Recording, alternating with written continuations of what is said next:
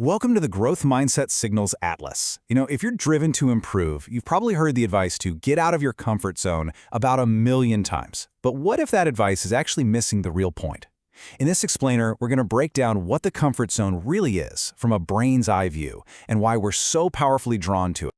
It all starts with this one deeply ingrained belief. We automatically equate what's familiar with what's secure. Think about a job you've had for years. You know the routine, you know the people, you know the problems. It feels solid, right? Like a strong foundation. And that's not really a conscious choice. It's more of a gut feeling, almost primal. But here's the question we really need to dig into. What if that feeling of safety is just an illusion? What if the stability that we crave is actually the quiet, creeping start of stagnation? Let's get into the science of what's happening here.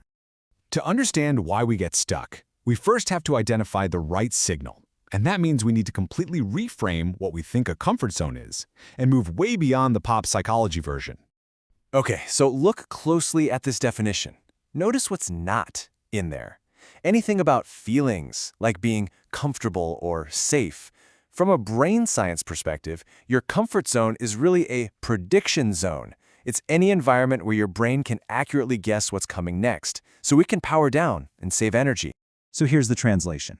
We mistake that feeling of comfort for safety, but what our brain is actually experiencing is a lack of surprise, a low prediction error. We see stability as a sign of strength, but to our brain, it's a sign that learning has pretty much ground to a halt. You see, real growth requires error signals, and the comfort zone is a system specifically designed to get rid of them. So why? Why is our brain so wired to seek out these prediction zones? Well, let's look at the mechanism underneath it all, and how it creates something I like to call the efficiency trap. This really is the key. Your brain's #1 job isn't growth, it's survival. And a huge part of survival is just conserving energy. So when it enters an environment it knows well, one that's predictable, it literally shifts into a low-power mode, just like an efficient appliance. And this chart, it shows you the real cost of that efficiency.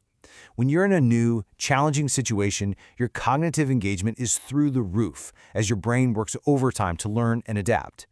But in a familiar setting, that engagement just plummets. Your brain basically goes on autopilot. And this is the trap. Because everything's running smoothly, because you're not making mistakes, it feels like mastery. It feels like you're at the top of your game.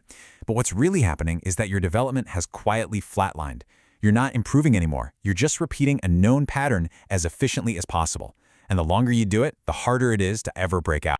And this brings us to the true consequence of that efficiency trap. You see, the danger of the comfort zone isn't that it's comfortable, it's that the cost of staying there is totally invisible in the short term. Just look at this trajectory. For years, everything can seem perfect on the surface. You're competent, you're efficient, but underneath all that, your ability to adapt is slowly wasting away. The mental muscles you need for learning and change are atrophying. So when a big shift finally comes, a new role, a disruptive technology, a changing market, it feels unbelievably risky. Not because you're less capable, but because you are totally out of practice. So the crucial insight here is that the comfort zone doesn't shut down growth, it just postpones it. It lets you accumulate a kind of change debt that you don't even realize you're taking on, until one day the bill comes due, and the payment required is huge. So, how do some people manage to avoid this trap? How do they avoid accumulating all that change debt? Well, it's not about being fearless or taking massive risks. It's about a really fundamental shift in perspective. Okay, so on one side, you have the person who stalls. Their goal is to avoid errors. They stick to proven paths, and any feedback feels like a personal attack. But the person in a growth pattern, they're running a completely different operating system. Their goal isn't to be right, it's to generate data. Errors are data. New problems are valuable because they produce new data. And feedback? That's just a signal telling them where to adjust next.